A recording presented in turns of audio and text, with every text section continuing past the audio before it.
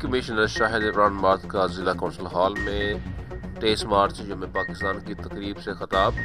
Deputy commissioner اور D P او نے پرچم کشائی کی، ریسکیو 1122 اور پولیس کے چاقو چوبند دستے نے سلامی پیش کی۔ ملک و قوم کی خوشحالی اور سلامتی کے لیے دعا بھی کی گئی۔ مزید تفصیلات جانتے ہیں عنایت الانجم کلیر سے۔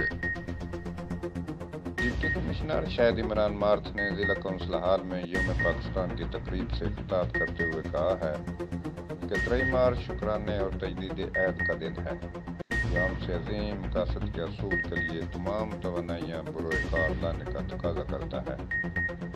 آج کے دن ہمیں عہد کرنا ہوگا کہ جس طرح ہمارے بزرگوں نے قربانیاں دے کر الگ وطن حاصل کیا، ہم اسی جذبے کے ساتھ پاکستان کی ترقی اور خوشحالی کے لیے کام کریں گے۔